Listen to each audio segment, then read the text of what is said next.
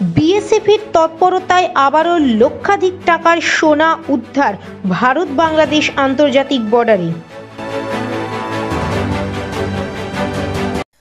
This video is for information and knowledge purpose only.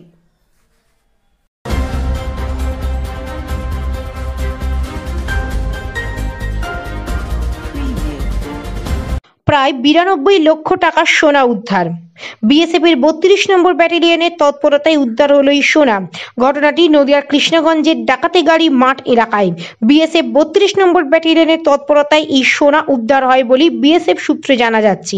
জানা যায়, গোপন সূত্রে খবর আসে যে আজ সকাল আনুমানিক 6টা নাগাদ মাঝদিয়া থেকে কৃষ্ণনগরগামী বাসে কেউ সোনা নিয়ে উঠেছে। বিএসএফ এর কাছে গোপন সূত্রে খবর আসার পর তারা বিভিন্ন জায়গায় নাকা চেকিং শুরু করে এবং বাসে তল্লাশি চালায়। তল্লাশি চালিয়ে সোনার 5টি বাট সহ একজন ব্যক্তিকে গ্রেপ্তার করে। এই সোনার আনুমানিক ওজন 1 কেজি 199 গ্রাম। এই সোনার বাজার মূল্য 91,65,500 টাকা বলেই জানা যাচ্ছে।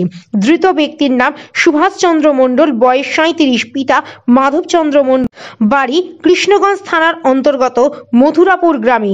32 নম্বর ব্যাটালিয়নের এত বড় সাফল্যতে খুশি সেখানকার আধিকারিকগণ। বাংলাদেশের এই অগ্নিগর্ভ পরিস্থিতির মধ্যে দিয়ে কিভাবে বাংলাদেশ থেকে সোনার পাচার হচ্ছে সে বিষয়ে খতিয়ে দেখছে বিএসএফ। পাশাপাশি এই পাচারকারীর সঙ্গে আর কে বা কারা জড়িত রয়েছে সে ব্যাপারেও তদন্ত শুরু করেছে বিএসএফ আধিকারিকরা। आज एक पुख्ता खबर थी, उसके आधार पर बीएसएफ की स्पेशल टीम ने एक ऑपरेशन लॉन्च किया और जो माजदिया से कृष्णानगर रोड जाती है उसमें एक पैसेंजर बस में गोल्ड के साथ ट्रैवल कर रहा था। तो उसको शक के आधार पे हमने जांच की और कंफर्म हुआ कि उसके पास गोल्ड है। उसने अपने कमर के साथ पेटी में गोल्ड बांधा हुआ था और उसके ऊपर जो ऑर्थोपेडिक वेस्ट होता है वो भी बांधा हुआ था कि उसको छुपा के रखें। और उसके पोजीशन से 1199 ग्राम के आसपास गोल्ड रिकवर हुआ है, जिसकी मार्केट कीमत आज के दाम के हिसाब से 91 लाख से ज़्यादा है।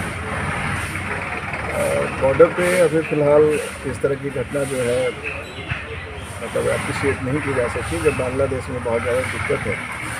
और फिर भी मैं अपनी तरफ से आश्वस्त करना चाहूँगा कि बॉर्डर पे जो भी है हमारी ड्यूटी, उसमें किसी तरह की कोई कमी नहीं है और हम बहुत ही मुस्तैद हैं अपनी ड्यूटी में। और किसी भी तरह की सीमा पर होने वाले क्राइम के लिए हम उसको रोकने के लिए प्रतिबद्ध हैं।